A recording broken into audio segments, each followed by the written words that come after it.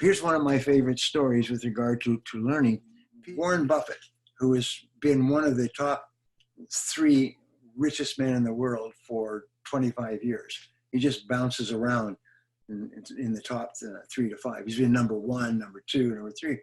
And he was asked, what is your secret to success? Well, he said there's 2. One, he reads about 5 hours a day. He studies. He studies as much as 500 pages a day. He just reads all the time. And they said, well, where do you get time to read?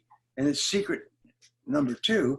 He says, it's simple. I just say no to everything that is not the 2 or 3 most important things I could be doing at that time. I just simply say no.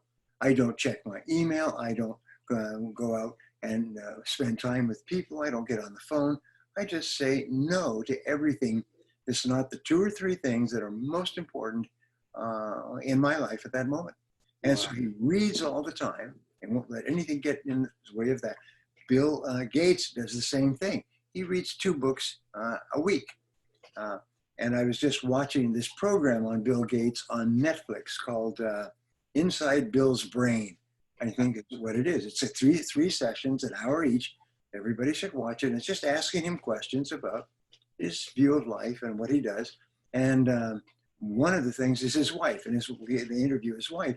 She said once or twice a year, Bill takes a reading week or 2 weeks, and he goes to a cabin on a lake, and he takes 2 briefcases full of books, and he just reads all day and all evening for the entire 7 to 14 days, and then takes notes, reads and takes notes, and then comes back and looks for ways to apply them.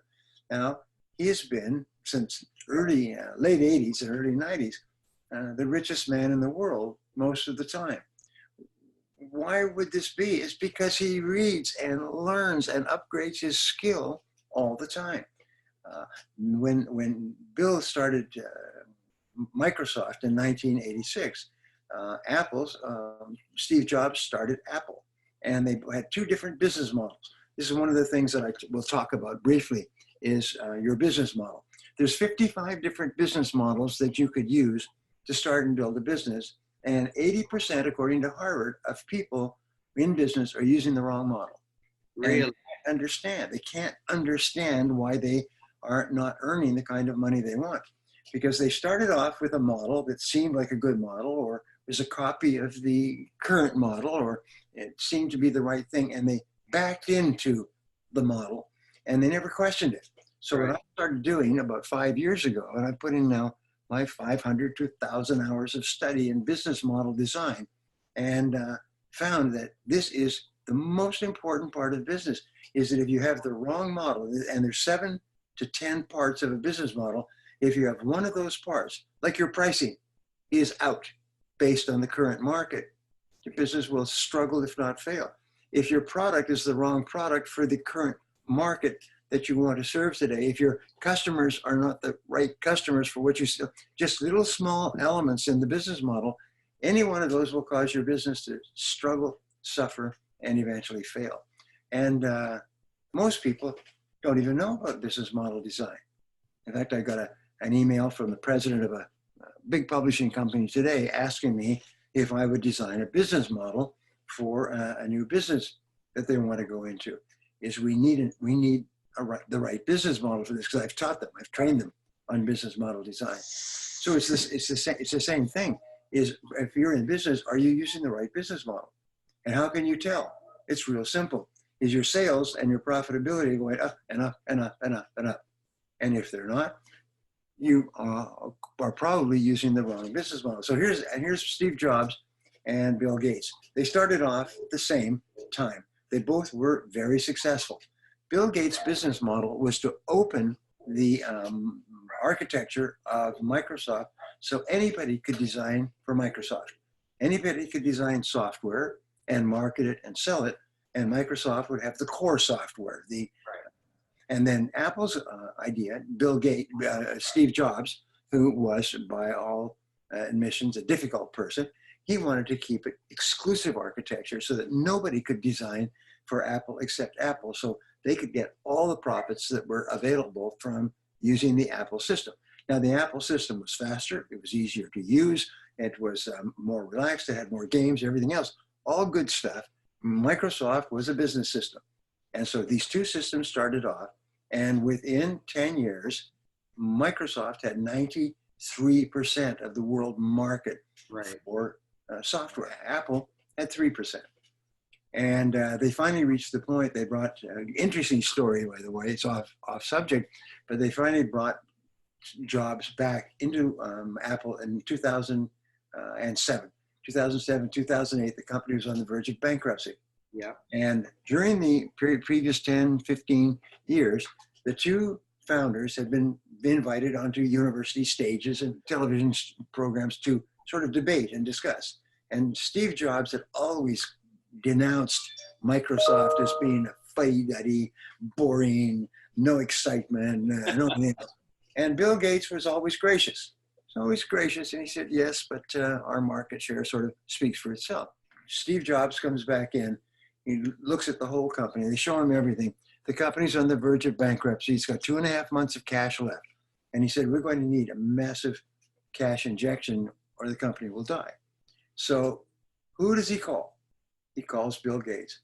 He's been bad-mouthing Bill Gates for year after year after year. And the only person he knows personally who's got a lot of money is Bill Gates. So he calls him up and he said, Bill, I'm in tough shape. I need money to stay alive. And you're the only person I know who's got the money. And I want to make a loan. And Bill Gates, it's a well-known story. Bill Gates said, Steve, he said, Apple is too important a company to go broke. Wow. He said, I'll help you, but I'll not lend you the money. I'll buy stock. So you don't have to pay it back to me. I'll buy stock in Apple. I'll become a partner with you. And I'll get you all the money that you need to stay alive. And that was the turning point for Apple.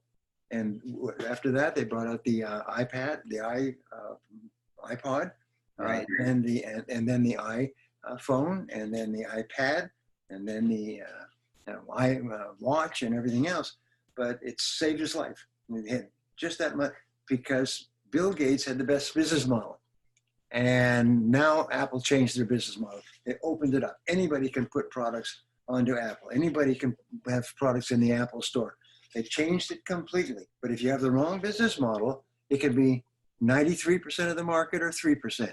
It can be growing and being the richest person in the world decade after decade, or it can be on the verge of bankruptcy after 25 years of work. So that's another interesting thing we'll talk about, because there is such a thing as a personal business model as well. Each person has a personal business model. The business model is the way you generate profits. So there's an equal sign between business model and profit model. And so the amount of money that you're earning is largely determined by the way you are approaching your market and applying your talents and abilities. And most people are doing it wrong. And the way you can tell is because you worry about money. You can tell if you have a good business model because you have so much money, you don't worry about money. And so that'll be one of the things that we will definitely talk about in our seminar, is how do you determine the right business model for you?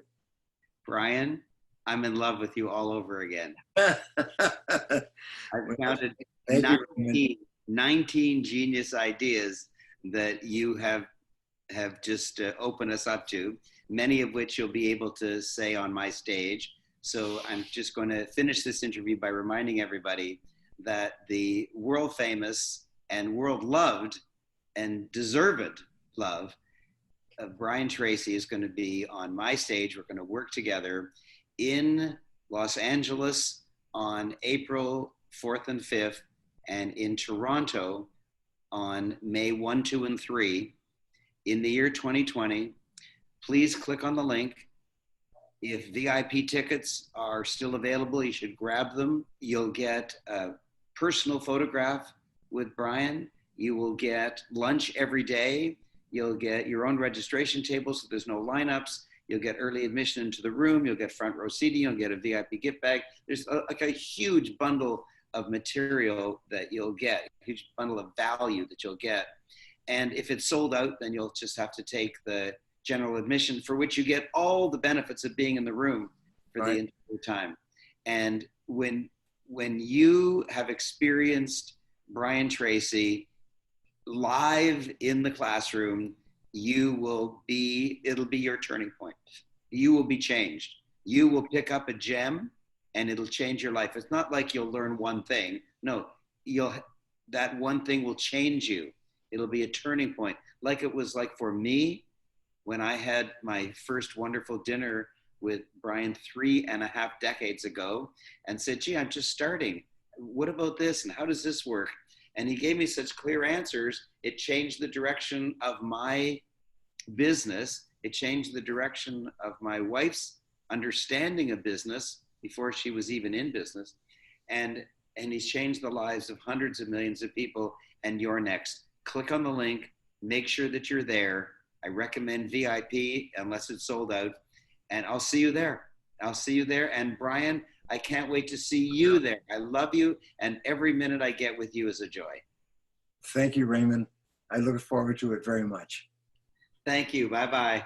Bye-bye. Yes. And so I am bringing you, for all of Americans, to Los Angeles, and for all Canadians to Toronto, and for people around the world, they can choose whichever is closer, Toronto or Los Angeles. And you can be in a room with me, but also with this wise master, this Jedi master who preceded me on stage and whom I learned from when I was just a little boy, a boy speaker, and he was already world famous. It's April 4 and 5 in Los Angeles, 2020. Right. And May 1, 2, 3 in Toronto in 2020. And there's 2 levels of tickets. Let me just explain. There's general admission, where you come and enjoy all the days and learn like crazy, network. And then there's the VIP, which I strongly recommend because they always sell out first and we can only have a limited number of them. At VIP level, you get a special registration desk so you don't have to wait. You get a special name tag so people can see that you're special. You're first admitted to the room so you can sit where you want.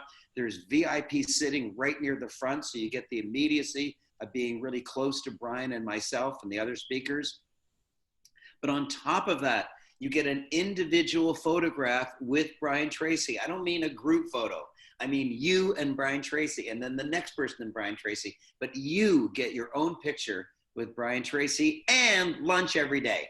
It's an amazing deal. Click on the link and you will be able to choose either Los Angeles or Toronto, and then you'll choose either VIP or general admission, whatever your pocketbook can handle, and be there and come up and hug me and just be grateful and be happy. Because as Brian says, there's no other way to learn but being in a room with a master who has proven his worth over decades, that his words work, his learning works, his teaching works, his lessons work, his books sell because they work. And I am so overjoyed that I am finally, after all these years, correcting a mistake that I brought so many other experts to my stage and not Brian Tracy, my old buddy.